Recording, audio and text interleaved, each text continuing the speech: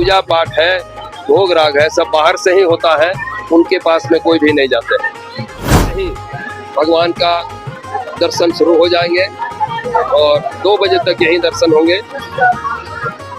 मौसीबाड़ी पहुंचेगा, 7 बजे प्रवेश मिल के ही करें, उसी का फल मिलता है। इसीलिए जो साधु नहीं है तो उसको कोई चमत्कार नहीं दिखेगा।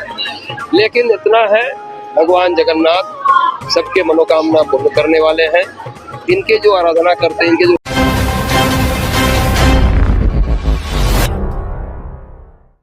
जय जगन्नाथ। आज भगवान जगन्नाथ एकांतवास से वापस आ गए। आज नेत्रदान हुआ और आज भगवान अपनी भक्तों को दर्शन दे पा रहे हैं। ऐसे में हमारे साथ पंडित जी है, सीधा जुड़ेंगे, जानेंगे वो किस प्रकार से देखते हैं इन तमाम चीज़ों को और लोगों को क्या कहना चाहेंगे या क्या कहेंगे जिस प्रकार से आज इतने दिनों बाद एकांतवास से भगवान बाहर आए। क्या नेत्रदान हुआ, इसके पीछे का क्या महत्व है, क्या कुछ आप बताइए, आप हमारे दर्शकों को बताएं नेत्रदान के बारे में। और आज भगवान एकांतवास से भी बाहर आए। जय जगन्नाथ। ऐसा है कि स्नान यात्रा यानी ज्येष्ठ पूर्णिमा के दिन भगवान को घड़ा घड़ा से स्नान कराया जाता है। पुजारी लोग का स्नान कराने के बाद में आम जनता भी भगवान को जलाभिषेक करते हैं।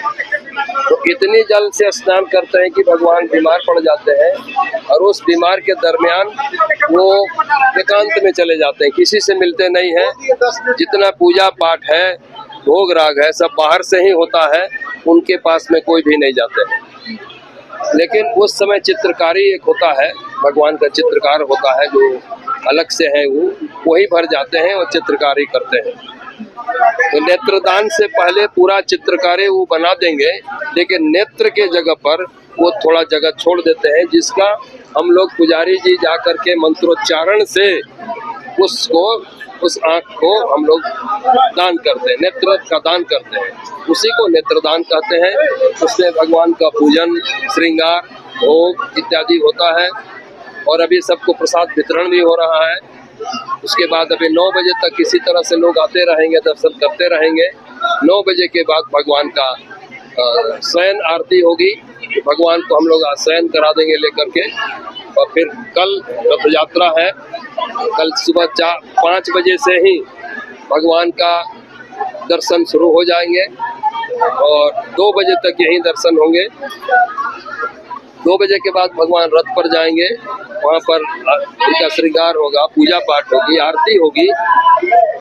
उसके बाद विष्णु सहस्त्र नाम का पाठ होता है।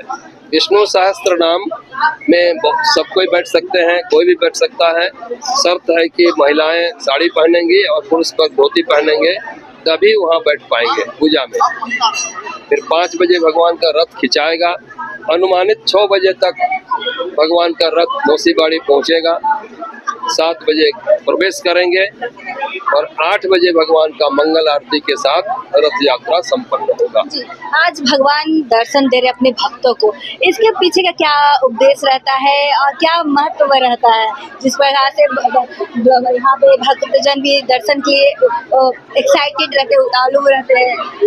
ये तो लीला है, भगवान की लीला है। जिन्होंने जगन्नाथ जी का स्थापना करवाए थे पुरी में, रानी का नाम गुंडीचा थी, उन्होंने इस वर को मांगा था कि साल में एक बार मेरे नाम पर एक उत्सव हो, जिसमें आप रथ पर चढ़ करके और सबको दर्शन देते हुए मौसीबाड़ी तक जाएंगे। उसी का भगवान जो उनको वर दिए हैं, उसी वर को सफलीभूत करने के लिए ही ये रथ यात्रा होती है। और ये भगवान की एक लीला है।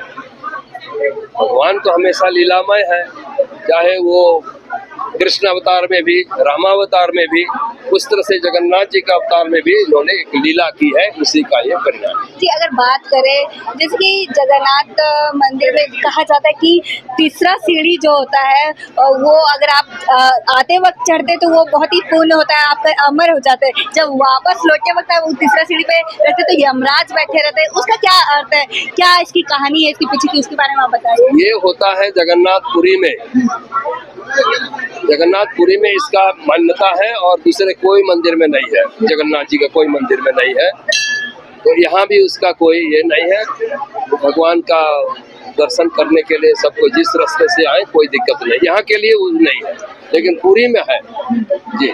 जी पुरी में है। और कहा जाता है जगन्नाथ मंदिर में जो मतलब शादीशुदा ही एक साथ आ सकते हैं, जो शादीशुदा नहीं है वो एक साथ मंदिर में प्रवेश नहीं कर सकते, ये सब के बारे ना में ना ऐसा कुछ भी बात नहीं है जी। बच्चा से बूढ़ा जवान जो भी आए, जय जगन्नाथ, वो सब कोई आ सकते हैं, शादी किए हुए दोनों नहीं, साथ आ मतलब सकते साथ हैं, में मंदिर में प्रवेश करना। दोनों साथ आए तो और उत्तम है, क्योंकि हमारे यहाँ तो है कि पूजा पाठ जो है अगर शादीशुदा है तो दोनों मिलके ही करें, उसी का फल मिलता है। इसीलिए जो शादीशुदा है वो लोग एक साथ आते हैं, जिसकी शादी नहीं अकेले आते हैं, लेकिन ऐसा माने बहुत ज्यादा सख्ती से नहीं है कि आप। कहा जाता है कि उस जमाने में राधा माँ को मतलब शराप मिला था, कुछ ऐसा कि प्रेमी जोड़ा एक साथ अंदर नहीं आ सकता, कुछ ऐसा सब तो किंवदंती है, वो बहुत तरह की बात होती है, लेकिन ऐसा कुछ नहीं है।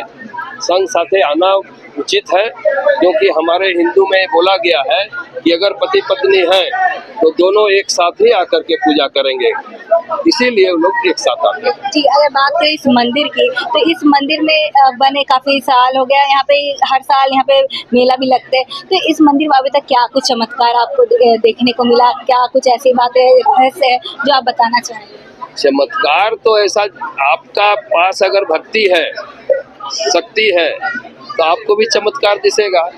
कोई मंदिर का पुजारी है लेकिन उसमें भक्ति नहीं है तो उसको कोई चमत्कार नहीं दिखेगा। लेकिन इतना है, भगवान जगन्नाथ सबके मनोकामना पूर्ण करने वाले हैं।